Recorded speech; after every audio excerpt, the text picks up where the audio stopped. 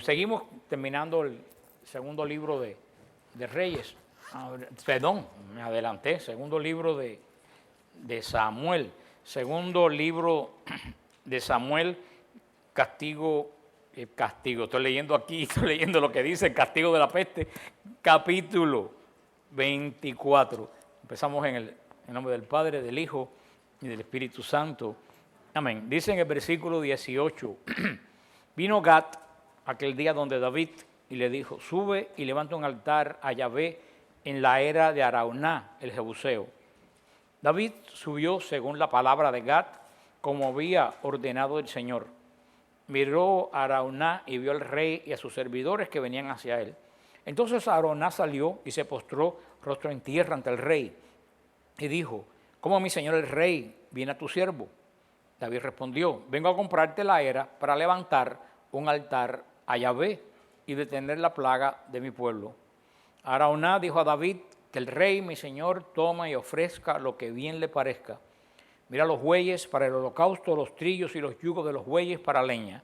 Que el Señor añada bendición a su santa palabra. Con eso terminamos el segundo libro de Samuel.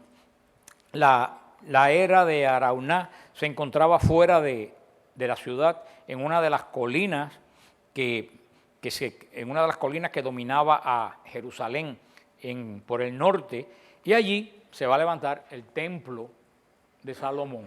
O sea que ya ustedes saben, ¿qué cosa era la era de Araúna? Es donde está hoy la cúpula esa dorada de los musulmanes, que ellos la tomaron en el siglo VII, ahí se va a fundar el templo. ¿Y de quién? ¿Y de quién era esa colina? De un señor llamado Araúna, que era, ¿se acuerdan de qué país, de qué raza? Jebuseo. ¿Y alguien se acuerda quiénes eran los jebuseos?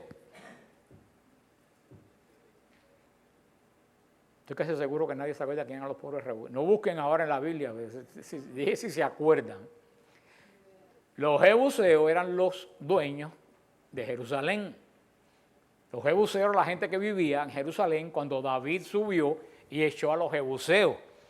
O sea que los jebuseos era la etnia que vivía en lo que hoy es Jerusalén. Pero aparentemente, fuera de la ciudad, quedaron porque a David lo que le interesaba era la parte esa del Monte Sión, que era una colina, y el valle que está abajo del Monte Sión, que tiene que ver con estos ministerios, porque es el valle donde está la piscina de Siloé.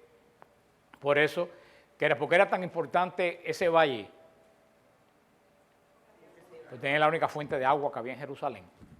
O sea, hasta el día de hoy tiene agua. O sea, si los que han ido a Jerusalén, se recuerdan cuando nos paramos en la terraza de Galicantu, que yo enseño que está arriba, ven la cúpula dorada, que es Monte Moria, y de ahí está el barranco del Cedrón, y abajo se ve la piscina de Siloé, que es un barrio, hoy no sé cómo se llama Shiloh, no estoy seguro árabe, pero el problema era que hoy no nos ubicamos porque en la época de David la ciudad estaba diferente de que como la ciudad está hoy. Hoy la ciudad está del barranco Cedrón y de la Jena, todos esos barrancos, la ciudad está de ahí para arriba, pero en esta época de David la ciudad estaba de ahí para abajo. Por eso es que la gente no se ubica cuando ve la Jerusalén de hoy y le cuesta tanto trabajo. Por eso los protestantes no están despistados cuando dicen que el Calvario único, el nuestro, no puede ser Calvario porque está dentro de la ciudad. Pero está dentro de la ciudad ahora, pero hace 2000 años la ciudad estaba al revés para el lado de allá y estaba fuera de la ciudad. Por eso sabemos que ¿quién dio la orden de comprar ese lugar? Sí, se lo dio el Señor. Vino Gad, aquel día de David, y le dijo, sube y levanta un altar a Yahvé en la era de Araúna, el Jebuseo. David subió según la palabra de Gad, como había ordenado Yahvé. Yahvé le dijo a Gad, dile a David que compre esta colina. Una colina que era, el dueño se llamaba Araúna, que era, ¿de qué etnia? Jebuseo. Como la ciudad estaba de aquí para abajo, esa era una de las colinas que estaban del lado de acá, afuera. Y David compró ese lugar, según le había mandado ¿quién? el Señor. Y le dijo a Araúna, le dijo que quería comprar ese lugar para hacer sacrificio y holocausto a Yahvé. Acuérdense que en ese momento, ¿dónde estaba el arca? En una carpa. No había templo. No había templo, ni colina, ni Monte Moria, ni nada. El arca estaba en una carpa. ¿Se acuerdan cuando David dijo, yo tengo palacio de mármol y la tienda está en una carpa? Y que Señor, yo te voy a hacer un templo. El Señor le dijo, ¿quién te manda a ti a hacerme templo? ¿Acaso lo he pedido yo? Porque claro, primero David se ocupó de hacer su palacio y después la casa del Señor, cuando tenía que haber sido al revés. Por eso vemos que aparece por primera vez esta colina que va a pasar a la historia con el nombre de Monte Moría, que pertenecía a Araúna.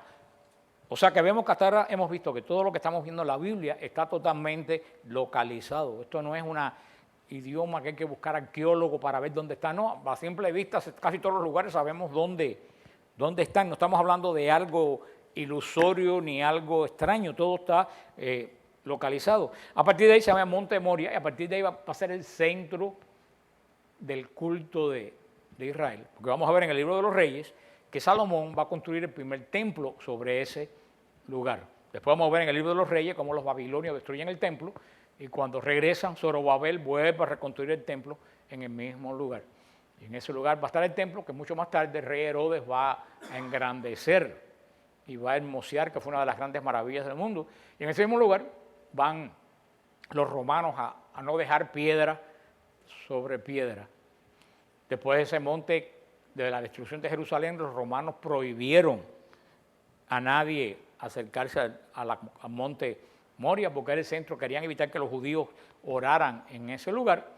Y cuando viene el cristianismo, por supuesto el cristianismo no está ligado ya a la antigua alianza. En esa época no, los cristianos, como los judíos perseguían a los cristianos no querían saber nada de los judíos y estuvo tiempo ese monte abandonado. Después lo compraron la orden militar de los templarios y de ahí cogen el nombre de templario. ¿De dónde viene la palabra templario? De templo. Ellos no se llamaban los templarios, era una orden militar, pero como ellos pusieron su cuartel general ahí, pues de ahí tomaron el nombre de los templarios. Y más tarde los musulmanes toman Jerusalén, se inventan una fábula que no está en el Corán, ni está en ningún lugar, de que Mahoma salió volando en una burra que curiosamente se llama Barak. Qué raro, ¿verdad? Eso está en el Corán, no lo estoy inventando yo, lo pueden buscar en el Corán. La burra se llamaba Barak y era burra. Y entonces la burra Barak tenía una característica, tenía cara de mujer. Esperaba que no sea la cara, bueno, no voy a decir nada. Pues la burra Barak, con Mahoma encima, no se sabe por qué motivo, voló de la Meca a Jerusalén. Parece que fue la primera vez que hubo un vuelo con conexión, porque voló de la Meca a Jerusalén y de Jerusalén subió al cielo. Yo no sé si tenía que ir al cielo, tenía una burra que volaba, ¿para qué tuvo que ir a Jerusalén? Para de Jerusalén subir al cielo. Después bajó a Jerusalén y de Jerusalén fue a Arabia. Por eso digo que es el primer viaje con escala que hubo, porque hizo una escala en Jerusalén. Eso no está en el Corán ni está en ninguna literatura musulmana hasta que ellos tomaron Jerusalén en el siglo VII. Lo cual quiere decir que se lo inventaron, como casi todo lo demás que se han inventado. ¿Y para qué se lo inventaron? No solo para robar, para tener un lugar santo en una ciudad santa. Porque si los cristianos tenían un lugar santo ahí, ellos tenían que tener un lugar santo. Entonces construyeron la mezquita del Aqsa, que está al final. Hay una contradicción que dice que se llama la oriental, porque dice que el Aqsa quiere decir la mezquita oriental. Y dice que la leyenda esa de que Mahoma fue allí, dice que Mahoma se fue a la mezquita más occidental del mundo. Pero en esa época, cuando Mahoma supuestamente subió en la burra, no había ninguna mezquita.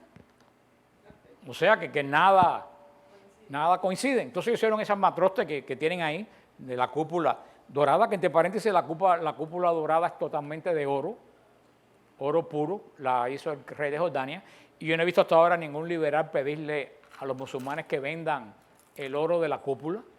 ¿Ustedes lo han oído decir? No. ¿Y por qué piden que vendan las estatuas Vaticano y esas cosas? Cuando no le piden a ellos la gran hipocresía de nuestros tiempos.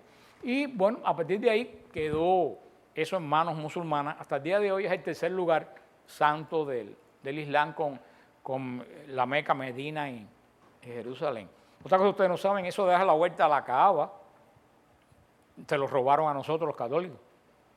Porque en esa época, los que han ido a Israel saben que el Santo Sepulcro está en el medio. Y alrededor hay una rotonda. Esa rotonda se llama la Anástasis.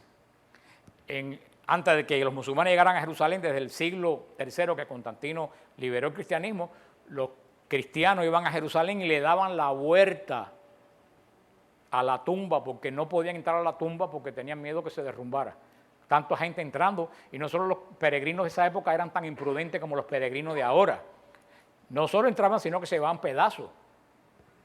Fíjate que de la piedra que rodó el ángel, que era una piedra de ese tamaño así gigantesca, queda un pedacito así. Todas se la llevaron. Entonces prohibieron entrar al Santo Sepulcro, y entonces los cristianos daban vuelta orando alrededor del Santo Sepulcro. De ahí ellos hicieron lo mismo en la Meca y le dan igualmente la vuelta a...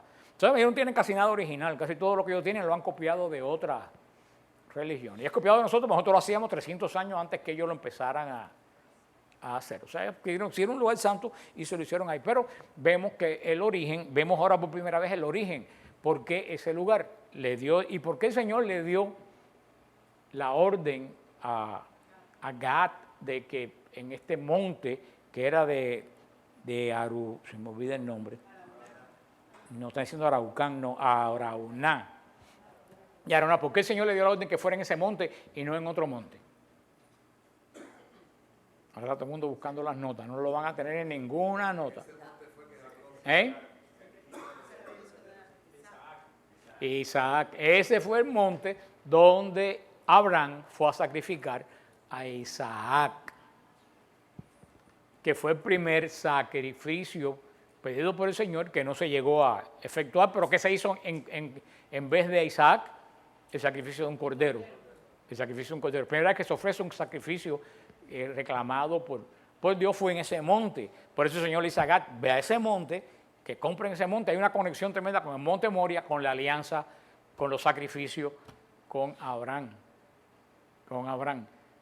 Y se recuerdan, a ver, para refrescar la memoria, ¿y por qué Jerusalén? ¿Quién era rey de Jerusalén? Que escogieron Jerusalén como capital del reino. ¿No se acuerdan? Melquisedec, Jerusalén, Melquisedec, el rey de Salem. Melec quiere decir rey, el rey de Salem. Melquisedec era rey y sacerdote del Dios Altísimo en Salem, lo que era Jerusalén, y ahí ofreció Melquisedec sacrificio de pan y vino. Y le pagó el diezmo, y Abraham le pagó el diezmo a Melquisedec. Por eso Jerusalén es una ciudad designada por Dios no desde ahora, desde muchísimo tiempo atrás. Todo ha sido una concatenación para terminar con la resurrección de Jesús. Por eso ha sido una ciudad santa a través de la historia. Y por ser una ciudad santa a través de la historia, ha sido tan atacada por Satanás, que ha sido destruida 17 veces. Y el pavimento hoy en día está 15 o 16 metros por encima del pavimento original, porque se ha ido construyendo encima de las otras ciudades derrumbadas. Por eso en Jerusalén fueron a hacer el metro, y cada vez que abrían un hueco se encontraba algo arqueológico, y no pudieron seguirlo haciendo, tuvieron que hacerlo por arriba, porque donde quiera que habían un hueco se encontraban algo de 3.000 años. O sea, una ciudad verdaderamente bendecida desde que el Señor comenzó el pacto. Para mí la ciudad es el pacto de Dios, tanto antiguo como el nuevo, porque ¿dónde empezó el nuevo pacto? En Jerusalén. Jerusalén hay una conexión tremenda entre el Antiguo y el Nuevo Testamento, por eso que la visitamos y por eso que la bendecimos. No es una ciudad cualquiera, es una ciudad, no sabemos por qué motivo, señalada por Dios desde ya la primera época de que Melquisedec hace la primera ofrecimiento, que es prefigura de la Eucaristía, cuando ofreció en adoración. Fíjate que Melquisedec ofrece en adoración, no un cordero, que ofrece en adoración pan y vino. Lo ofrece en sacrificio, no un cordero, que ofrece como sacrificio pan y vino. En el mismo lugar que después de 2000 años, Jesús va a hacer lo mismo en la primera Eucaristía y por el mismo lugar más o menos. Mira qué gran conexión tiene Jerusalén con toda nuestra fe. Por eso quise hacer pues un poco de detalle de este Monte Moria, porque muchas veces estamos en Monte Moria, pero no sabemos por qué ahí, quién designó el lugar del primer templo. Vuelvo a preguntar para que no se les olvide, ¿quién lo designó? Dios lo designó. También otro, lo que muchas personas tampoco saben, y de paso se lo voy a decir, que Jerusalén está fundada sobre 7 colinas, exactamente igual que Roma. Por eso cuando el Apocalipsis habla de la ciudad fundada sobre las 7 colinas, está hablando más de Jerusalén que de Roma. Y actualmente se pueden visitar las 7 colinas. Yo no sé todos los nombres. Yo sé que está Moria, el monte Sión, está el monte Corpus, está el monte donde está la universidad, que no sé cómo se llama ahora, y hay otros montes que yo no sé, me acuerdo los nombres, pero Jerusalén en la antigüedad, antes que Roma, era también conocida entre el mundo oriental, mucho antes de que Roma fuera tan hegemónica en el mundo, fue conocida también como la ciudad de las 7 colinas. Y porque tiene sentido en el sentido bíblico, porque el número 7 que indica en el sentido bíblico, pacto. Menos mal que ese por lo menos se lo aprendieron ya. Pues. Si después de 3,5 millones de veces que yo le he dicho, pues esto es lo interesante. Y también hay otras muchas cosas que leer aquí antes de pasar al libro de Reyes. Pero fíjate qué interesante, cuando David quiere comprar la era, el monte, ¿qué le dice a Araúna?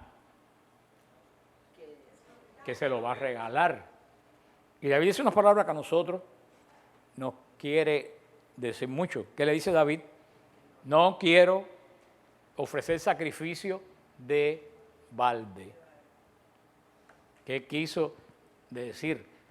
El sacrificio es algo que duele, cuesta. Si a ti no te cuesta y duele, no hay sacrificio.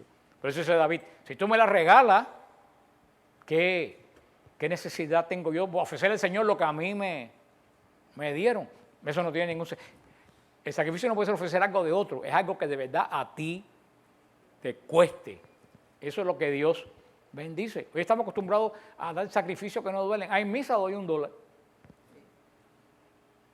No, si tú quieres que el Señor te bendiga, te tiene que doler. Como a veces que voy a poner el número en el cheque el domingo por la mañana y me cuesta, tengo que mover la mano.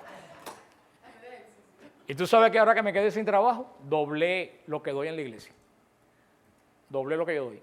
Yo sé que es la única forma que el Señor me va a bendecir. Y todos los domingos por la mañana me dan temblores. Porque es la carne de uno que te dice. Pero es que, y esto que leí hoy, que yo no lo había leído, me lo confirma. Esta palabra confirma. No quiero holocausto de balde. Holocausto, ofrenda. No quiero ofrenda de balde. Y nosotros estamos sobre todo los católicos, estamos muy acostumbrados a dar ofrendas de balde. Damos lo que no nos molesta. Viene alguien recogiendo para Honduras y le damos las cosas que no queremos. Está bien que demos, pero no pensemos que estamos haciendo una cosa muy grande. Sencillamente estamos, en vez de votar lo que vamos a votar, eso lo estamos dando a alguien. No piensen que por eso somos... Hay gente que los vota, que están peor, pero que otros hagan lo peor no quiere decir que tú estás haciendo lo mejor. Cuando yo antiguamente recogía juguetes para los niños en Navidad, yo le decía a las personas, si tú me vas a dar un juguete viejo, no me lo des.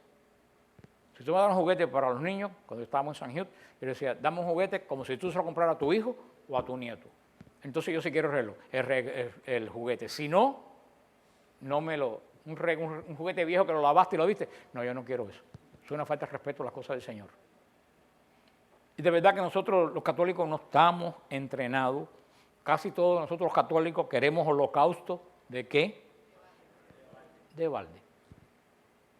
Mira que le doy martillazo a los pentecostales, a los protestantes. Yo los martillo más que una pandereta. Pero tú sabes algo bueno que yo siempre reconozco a ellos. Ellos están dispuestos a ayudar a su iglesia. Y donar, y no le importa donar. Y traen un predicador y no le importa que cueste $35,000. Porque cobran la entrada a 70 y todo el mundo paga la entrada a $70 sin protestar. Y han llenado el estadio de el arena del downtown, lo han llenado cuando han venido Joel Austin y toda esa gente, lo han llenado a $70 y $80 las entradas. Y nosotros gratis en la misa de la caridad no lo llenamos. Son gente comprometida con su iglesia que nosotros no lo somos, desafortunadamente. Nosotros los católicos solamente estamos acostumbrados a que nos den, que nos den, que nos den. Y a abrir la boca para quejarnos y hablar mal del cura y de toda la gente de la iglesia. No abrimos el bolsillo, pero lo que es abrir la boca. Y tenemos un gran problema en la iglesia. Nosotros no estamos, los católicos no estamos comprometidos absolutamente con nada de lo que es apoyar y sostener nuestra iglesia, ni ningún ministerio de la iglesia. Nosotros estamos acostumbrados a querer ofrecer qué cosa, holocausto de balde. Y ese holocausto de balde el Señor no lo bendice, por eso que muchos de nosotros no somos bendecidos, ni seremos bendecidos nunca. Porque siempre estamos ofreciendo al Señor lo que no queremos. Por eso el Señor desde el principio dijo, no me traigan en sacrificio una oveja tuerta o un buey que le falte una pata. Porque el Señor conocía al ser humano, decía, si admito cualquier oveja, la más vieja y la más flaca, esa es la que me van a traer para que yo la bote después, para que los sacerdotes del templo la boten. Por eso dijo, si me van a ofrecer un cordero o un buey, tiene que ser perfecto. Y por eso David compró la era y los bueyes por 50 ciclos de plata, que era mucho dinero. Y ahí se levanta por primera vez, desde la época de Abraham, el altar del Señor, el altar de los holocaustos, y ofreció por primera vez sacrificio de comunión. Mira tú qué interesante. El primer sacrificio que se ofrece a Dios en el monte Moría es sacrificio de ¿qué? De comunión. No sé cómo la gente no se da. No fue sacrificio de acción de gracia, no fue sacrificio de alabanza, sacrificio de comunión. ¿Cuál era el sacrificio de comunión? El sacrificio de comunión dice el Levítico, que era un sacrificio donde se ofrecía un cordero.